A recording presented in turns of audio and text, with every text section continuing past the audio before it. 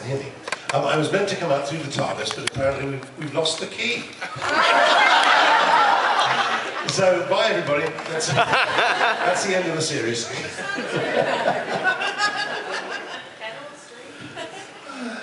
thank you for being here, sir. Pleasure. I want to start off by saying you were my first new doctor that I got to actually witness brand new. Because I grew up with Tom in the probably mid-'80s and such, and the PBS station I grew up with every night showed Doctor Who. And you were my pledge drive, Doctor. And so whenever they wanted to get more listeners, more viewers and such, they said, we're going to show brand new Doctor Who, and they introduced you to the world. And it was wonderful seeing you, because you were closer to my age, and you were someone we could relate to a lot more. Yeah. And thank you for everything you've done. Pleasure. No, I used to love it. So, very often when I would come to a city where they showed Doctor Who, they would invite me along to the pledge drive, and so quite often I'd be there answering the phone. And of course, the irony is, you know, you'd say, hello, this is Peter Davison, I play Doctor Who, and they just wouldn't believe you. And they would go, who? Yeah, exactly. Well, it must have been interesting for you, because Doctor Who at the time was just PBS driven here in the United States, but you were largely well known, you know, in Great Britain because of the show, but you also had work before that where you recognized at first, like, were they going, when you came on the show, it's like, oh wait, he's a veterinarian, you know, how can he be the doctor? Well, the very first convention I did was in Tulsa, Oklahoma, at the Hotel Camelot, which is this bizarre hotel with a concrete moat around, which they've subsequently torn down, I believe, because it was full of damp, creeping down the walls. I had the world's biggest room. I could have fit my house 3 times inside this room that I had at the Hotel Camelot. But the thing was, I'd not been seen on TV as the Doctor when I did that convention. And so they only knew me as the bloke from the vet series. And so I largely just answered questions about that series rather than Doctor Who. I was asked one question, and it was slightly disturbing because I was asked a question about one of Patrick Troughton's stories, but I was asked as if I was the Doctor. So they said, in that story you did this, and I must have seen that story because I watched all about Troughton's Doctors, but of course I couldn't remember it. But I was rather taken with the idea that they actually did think I regenerated. That's awesome. You've had quite a career in the last decade or two doing musicals in the West End. Yes. And I would love to get over there and see one of those at some point because I grew up doing that myself. A lot of genre shows have either done or considered doing a musical episode. Do you think that Doctor Who would be the kind of show that could work for? I'd use the term work rather loosely. I don't know. It would be a novelty, I suppose, and I'm sure everyone would tune in and watch it. I'm not sure it's the way the series should go. Unless, of course, I had a song. It's a fabulous idea, and let's go for it. Yeah, no, I think with all these things, they're generally speaking a novelty idea, just to whip up a bit more enthusiasm for the show. They can be sometimes if it makes sense for the story. I think there was a Doctor Who stage show, wasn't there? Yes. I think I was never involved in that, but they could have put a few songs in there.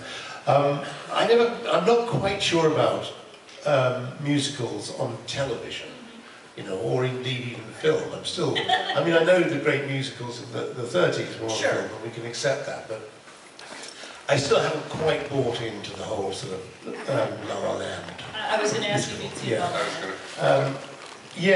I don't know that they ever quite work for me. If they work for other people, that's fabulous, but for me, I'm never quite convinced by sort of music appearing from nowhere. In the Disney terms, I can buy it. But in the cartoon world, I can buy it, but not so much in sort of So how is that different from bursting into song in the middle of Gypsy or Because Legally Blonde? I don't know, because stage musicals are such an established genre now in stage, Sure. and certainly in London. You know, there are a great number of musicals, and you know what you're going to get. You know you're going to be entertained with a musical. I think that's why people love going to see them, although the prices are exorbitant, I think. Yes. But how one goes to that, I don't know. The same on Broadway, I think the prices are absolutely terrible. But you sort of know, you know you're going to have a good night out with a musical, because even if it looks like below par, people are singing at you, you get dance routines, you're going to have fun. So I think that's why, and you know, so I'm always very happy to go and see a musical, because they generally speaking, if nothing else, they'll keep you awake. This is true, this is true. Well, if they made Monty Python into a musical, they could make Doctor Who. Well, perhaps, yeah, perhaps so, but if you're happy for it to be sent up quite a lot, then yes, I suppose you could, yeah. And we could do a musical version of the Five-ish Doctors reboot. How about that? Yes!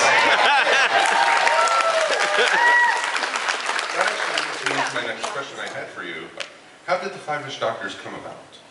Oh, well, now I answered this question yesterday, but I'm very happy to go through it again, because I could be endlessly boring about the Five-ish Doctors reboot. But essentially, it came out of fans. Briefly, you know, one of the big questions that fans would have prior to 2013 was, were the classic Doctors going to be in the 50th anniversary special? And I would answer, you know, no, I doubt it, because I didn't think it was very likely. And then at one particular convention, I was asked the same question, and I added as a tag, but if we're not going to be in it, then I'm damn well going to make my own. And as I said yesterday, there were people in the audience with tape recorders and video cameras. And so the next convention I attended, one of the first questions was, we hear you're going to make your own Doctor Who anniversary special. So I thought, oh, blimey. So I wrote a little sort of sketch. It was about 5 minutes long. And I was going to shoot it with my own video camera. And I asked Sylvester and Colin and Paul if they would contribute a bit, and Stephen Moffat, I asked him if he would make a minor appearance. They all said yes, but I think largely because they didn't think it was going to happen. They were fairly confident they wouldn't have to put any work into this at all, because it would fade away quietly to nothing. Anyway, so I started to film it originally in Australia with my own video camera, and then I sent the script to Stephen Moffat. And a lady called Faith Penhill, who was head of drama in Wales, got hold of it, and she said, this would make a really good addition to the BBC anniversary celebration. So she called me down there. I thought she was going to throw me in jail or something like that, send me off to some planet. But she said, look, here's a few quid, a few pounds to put towards this, and we'll give you a camera crew. So I got a camera crew and a sound guy, and we started shooting it that day, I think, and we did the bit. The very first scene we did was David Tennant putting the fire extinguisher outside the door. And at that time, I don't think anyone really knew what was going on. I don't think Stephen Moffat certainly hadn't read the script. He'd said okay to it, and he thought, well, this will fill in the gap. But he hadn't read the script, so eventually when we got around to shooting Stephen's scene, which is where he cuts us out of the programme, he suddenly stopped in the middle and went, I've just realised I'm the baddie in this. I went, yes, you are. But he was a good sport, and he went through with it. So it just grew, really, and again, as I was saying yesterday, I got my daughter on board, who's very organised and very meticulous as a producer for it. And she rang me up one day and said, I've just read in the newspaper that John Barrowman is very cross that he's not in the 50th anniversary special. And I said, right, well, we'll have him in ours then. And then also, Peter Jackson got involved because Sylvester McCoy was in The Hobbit. If anyone doesn't know. And he said to me, look, I've got to go back and do a bit of filming. So I thought, well, I'll write a scene just on the off chance, but for Peter Jackson. And he got back to me and said, yes, I'll certainly do it, and I'll get Ian McKellen in it too. So I thought, this is going out of hand. Anyway, it was one of those things, miraculously everything came together. It wasn't without its battles, because I think they wanted to cut it, and I didn't want to cut it. Sure. And I wrote, one contentious scene oddly was a scene with Colin, and Colin asked me quite early on, could I write a scene for him and his kids and his family? So we wrote this scene, and I thought it was quite fun, but it was a bit left field. So I think, you know, if we'd been forced to cut it, it would have been maybe one to go, simply because it was a sort of just an added on bit. But I had assured Colin that it wouldn't be cut. So I had to stick by it, otherwise I don't know what would have happened. Because he's heavier than me. But anyway, no, I thought that scene worked very well, and I didn't want to. This is why I'll never make a good director, because I learned about myself that I'm totally hopeless at compromising. Because whenever anyone they said, "Oh, we think you should cut this," I went, "No, I don't want to cut that." So, and we weren't limited by a fixed length of time. So in the end, virtually everything that we shot was in it. Wow. That's great. Will there be more, possibly? Well, you know, everyone in that show contributed their services for nothing because it was the 50th anniversary special. So the idea of asking those people to do it for nothing again, I think it's fairly remote, because I think they might ask for real money, and we might have to raise some. But also, I don't know, if I woke up tomorrow morning with an idea I thought could be as good or better, I would very happily, you know, devote the next year and a half to doing it. But I don't want to do something that's not as good, not quite as good. So until I have that brilliant idea, I'm going to leave it. Well, when you do have that idea, Kickstarter. All right, okay, Kickstarter. When I've written the songs for it. And I've done the dance routines for Colin, Sylvester, and myself. That's what I've been looking for. I would definitely contribute to that Yes, Kickstarter. I will too. Just get John involved, he'll help you with the music. Yeah, but just mine to him, actually. Practically writes itself. We never told him, by the way, about the fact, because he was very gameful, John Barrowman, because he came along and he did all the stuff, and then right at the end I said, just sing a few bars of, you know, various songs. And of course, he went on for hours, standing over the microphone going, okay, running a bit late now. Anyway, so you go into another song. But we never told him about, because he wasn't in the script at that time, we never told him about giving away his CDs to get into the Doctor Who experience. Whether he's ever seen it, I don't think he's ever seen it, John. I'm curious. You watch the new show with your kids, right? That's correct. Yes. Have a lot of people have commented that the new series, especially the last couple of seasons with Peter Capaldi, have been on the dark side.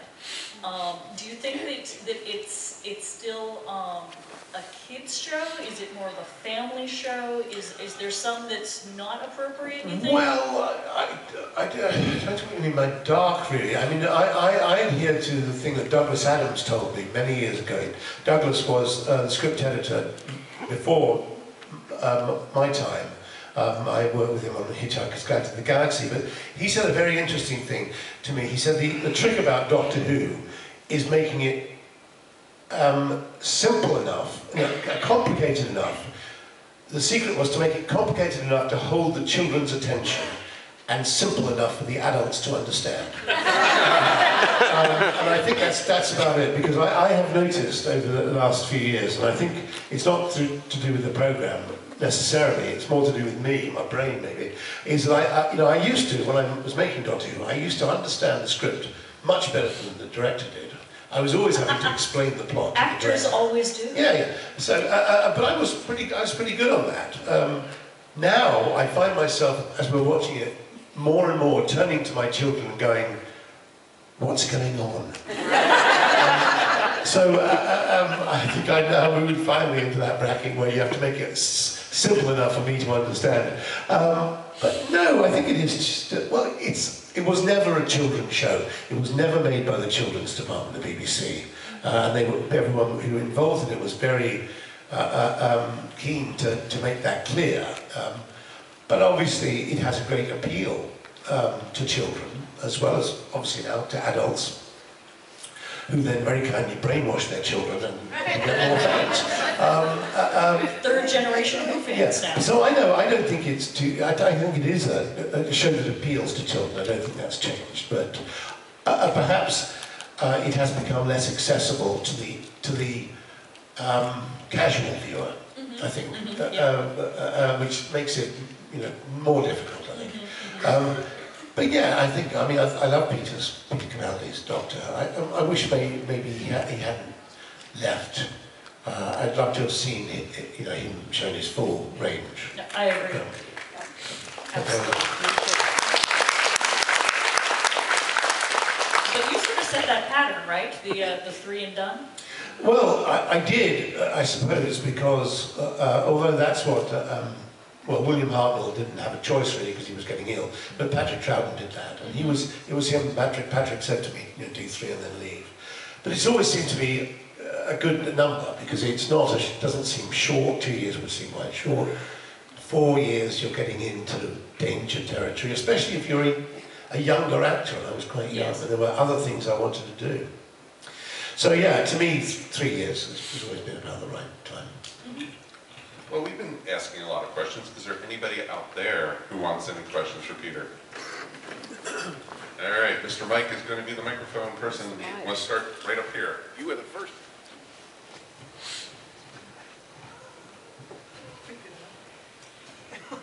Okay, my question is about the Five-ish Doctors reboot, and it's a question kind of from a mom's perspective.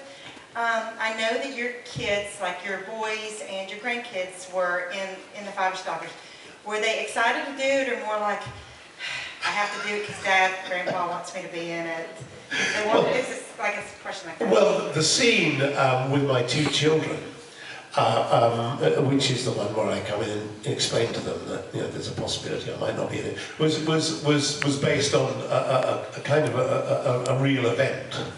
In that I was sitting watching the television one day on my own, and I appeared in an old program, not Doctor Who, but in an old a TV program. So I called them in. I said, "Hey, come in here. Look, who's out on the telly?" And they walked in the room and went, "You," and then walked out again.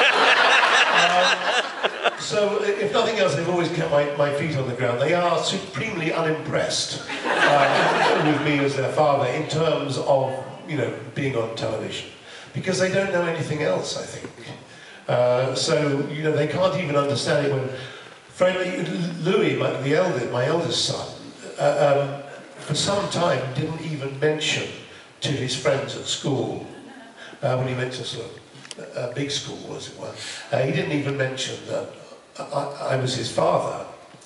And so when I turned up at the school one day, and they went, "Oh my God, your father was one of the doctors." He was almost like, "Yeah, so?"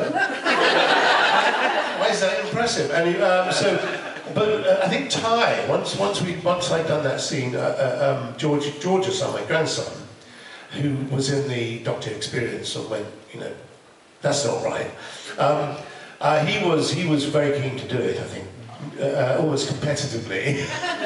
I don't think he's particularly impressed, even with his own father, with David. He's not impressed with David either. It's very hard to impress your children these days, isn't it? Unless you buy them a nice big present, that seems to be about the only thing. Yeah, because it's hard to explain to them, you know, that you are doing something that every other father doesn't do. But it's on the good side. It just keeps you know where you are. You never get carried away with yourself. With my kids, anyway. Yeah. So, I think they were quite pleased to have been in it, because it was their first, you know, taste of. Of course, they both want to be actors now, which is disastrous because it means they'll be living at home till they're 40. Mine is from the reboot as well. Obviously, a lot went into that production. How long did it take? to get it all together? Well, we didn't start shooting. As I mentioned, I started shooting some footage when we were in Australia. We did a convention with Paul, Colin, Sylvester and myself in Australia. And I started to shoot some footage there, which we then we abandoned because I'd done that on my home video camera. So we didn't start until the April of the year of the anniversary. And we only did it in odd days here and there because everyone was so busy. So I managed to film a bit down there with Matt Smith and Jenna and David. And then we had another couple of days later on where they sort of rebuilt some stuff for us so we could come in and do it again. We had 2 days outside Television Centre, I think, in interior. So I suppose altogether it was about, over a period of, only about 6 days, I think. But we did an enormous number of setups, what they call setups, in those days. I think we did something like 113 in one day. Normally you do about 8 or 9. So we were, I was going home to a hotel at night and writing bits, and then we were doing it the next day. So it was very concentrated work, and then they would do a slow assembly in between of what we had. We had one day at Colin's house, obviously another day at my house. So, and we finished it literally, I think we finished shooting in early September. So that bit was about 4 months, 5 months, something like that. And then we had to edit it, which almost took as long as anything else. So we finished it literally at the beginning of the week that ended with the anniversary thing. So it was a close call. So it's a difficult one to answer, really. I would say probably about 6 or 7 days we were filming, but it was over a period of a few months. Thank you. I've been listening to your doctor in the audio play since Sirens of Time back in 1999 when it first came back, when they first started doing 2003, I mean, Yeah. when they first started doing that again. And I was wondering, out of all the hundreds that you've done by this point, do you have a favorite? Yes, I just wish I knew which one it was. The thing about doing those, I love doing them. I think they're fantastic and for the most part brilliantly well written. But you do them, unlike the TV series, which you rehearse for 2 weeks and then you film for 6 days. With the audios, they're done in 2 days. And I can barely remember at the end of 2 days what they're about. I can say I enjoyed the experience of doing it, because they are fun. You just jump in and you just do it, and there's energy there, but then they're out of your head. So I know that, and I have listened to it since, I was told for many years Spare Parts was really good. So if you're asking that question, that will be my answer, Spare Parts. Because other people have told me, and I also then listen to it and think, well, that's not bad, actually. It's all right. But I'm sure there are many others, so I don't want to diminish any others. And we're doing 3 more when I get back as well. Yeah, I've got to work with Janet Fielding. If she'll work with me now, because, you know, she...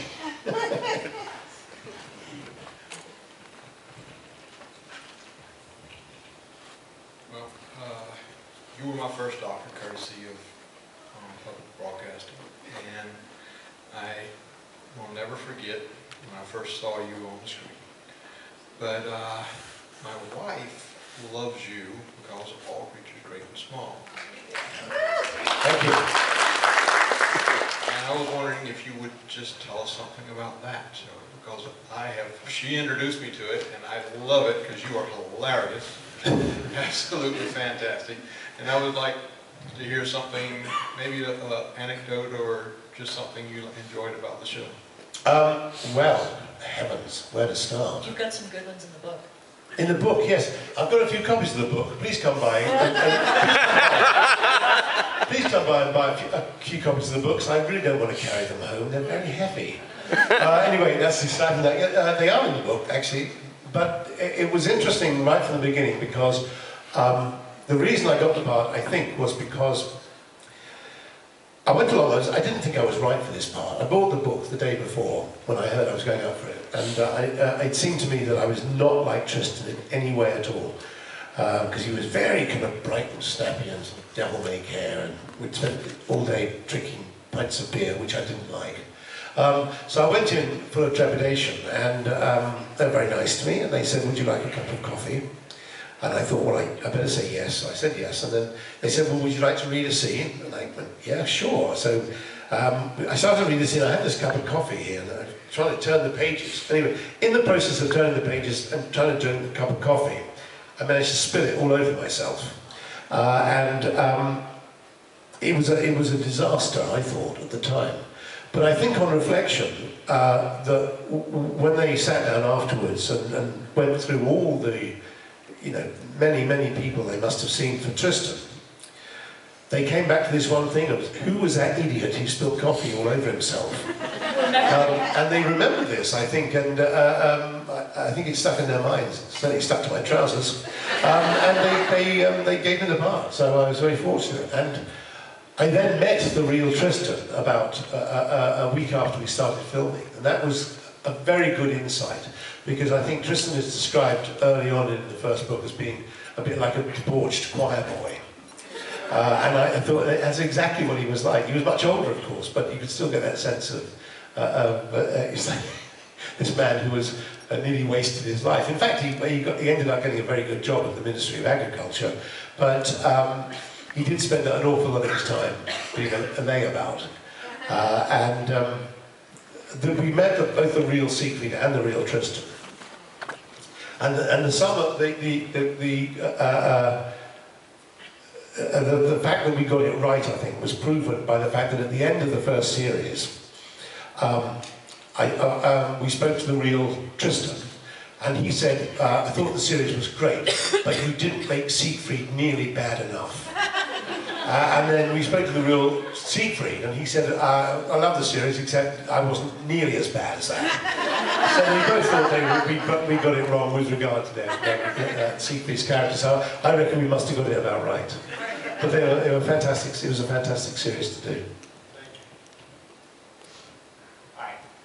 So if you could choose any new doctor to co-star with, maybe in a possible future episode or a Big Finish story, who would it be and why?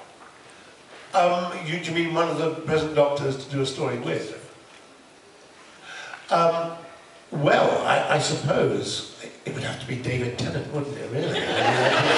Because, he's doing it now, and I'm sure he must be desperate to work with me. Again. We usually just call it holiday dinner. Yeah, that's exactly right. And he's the one person I can lean on more easily than any of the others. So yes, I think it would have to be David. And I did think his doctor was fantastic, because he was just a huge fan of the series, and I felt that came over. He was doing, in a way like me, but more so. His career was on the up and up when he was offered Doctor Who. And I remember thinking, when I'd heard he'd been, I heard the rumour he'd been offered it, I thought he's never going to do it, because he's, everything is open to him now. He can do so many things. But of course, in the end, it was an offer he couldn't refuse, because he'd grown up watching it. He loved Doctor Who, and he'd been offered the part, so he just had to do it. And I think that enthusiasm that he had for it is what brought the series to life. Time Crash is one of my favorite Doctor Who sort of additional things. The moment where he looks at you and he says, "You were my doctor." Yeah. I know. Well, that's what worked so brilliantly about it, because it was as much about, the 10th Doctor remembering being the 5th Doctor as it was about David Tennant remembering watching me. So exactly. It was a brilliant script, I think. Stephen Moffat. They might be right there first. Hi. Let me just check on the cricket, will you? Just one second. Yeah. There's a joke between us. It's okay. And he was I was trying to talk to cricket Sarah ball. yesterday. I was trying to follow the cricket on the phone. So. Yeah. All right, so But you won. That's the important we part. won. Yes, England won. Yeah. All right, so we've seen you in all sorts of parts over the years. Heroes, villains, everything in between. Is there a part that you haven't played yet that you'd like to play? Do you know, I've always said the answer to that is no, because I'm very happy. I find great excitement in whatever the next part I'm offered